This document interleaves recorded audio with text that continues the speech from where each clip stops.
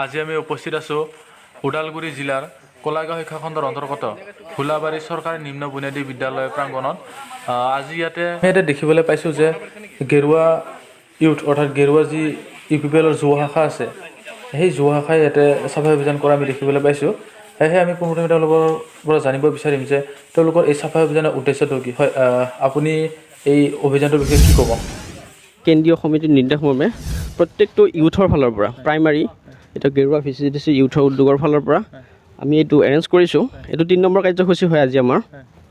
ইয়াৰ main উদ্দেশ্যটো এইটোৱেই যে COVID-19ৰ পৰিপ্ৰেক্ষিতত যিহেতু গোটেই বিদ্যালয়সমূহ বন্ধ হৈ থাকিল, চৰকাৰী অনুষ্ঠান যিমান যি আছে গোটেইখিনি বন্ধ হৈ থাকিল, সেয়েহে আমাৰ ইউথৰ ফালৰ পৰা যাতে আমাৰ যিখিনি নেকি শিশু আহিব, যিখিনি ল'ৰা ছোৱালী স্কুলত আহি পেলাই যাতে স্কুলৰ চৌপাশটো এটা সুন্দৰ পৰিৱেশ দেখা পায়, যাতে আহি পেলাই পৰিৱেশটো বেয়া দেখি যাতে তেওঁলোকে মনটো যাতে বেয়া নকৰে, তাৰ পৰিপ্ৰেক্ষিতত আমি এই চাফাই অভিযানটো ষ্টাৰ্ট কৰিছোঁ, যাতে তেওঁলোকে আহি পেলাই এটা ধুনীয়া পৰিৱেশ পায় আৰু সুন্দৰ মনেৰে তেওঁলোকৰ পাঠদান কাৰ্যসূচী আকৌ মনোনিৱেশ কৰিব পাৰে।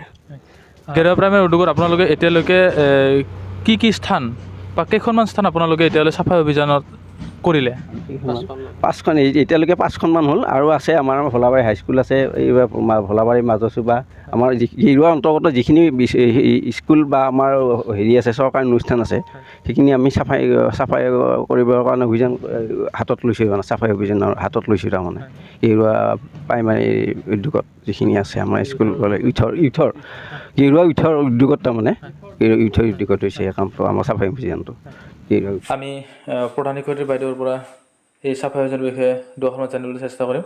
হয় বাইদেউ, এই চাফাই অভিযানৰ বিষয়ে আপুনি কি ক'ব? হয়, এইখন ভোলাবাৰী চৰকাৰী নিম্ন বুনিয়াদী বিদ্যালয়। আজি এই বিদ্যালয়খনত যোৱাকালি ইয়াৰে UPPLৰ সদস্য সনত শৰ্মাই মোক জনাইছিল যে বাইদেউ আপোনালোকৰ বিদ্যালয়ত আমি চাফাই অভিযান অহাকালি কৰিম, আৰু সেয়েহে ময়ো তেওঁলোকক কৈছিলোঁ যে হ'ব, ঠিকে আছে, ভাল কথা। চাফাই অভিযান যিহেতু আমাৰ এই কৰোণা মহামাৰীৰ সময়ত এই বিদ্যালয়বিলাক বহুদিন ধৰি বন্ধ হৈ আছে, আমি চাফ চিকুণ কৰিয়ে আছোঁ। তথাপিও তাৰ মাজত কোনোবা দলে বা কোনোবা সংগঠনে যদি চাফ চিকুণ কৰে তেতিয়াহ'লে নিশ্চয় সেইটো এটা ভাল কথা। গতিকে আমি আদৰণি জনাইছোঁ, তেওঁলোকক ধন্যবাদ জনাইছোঁ বিদ্যালয়খন চাফ চিকুণখিনি কৰি দিয়াৰ বাবে।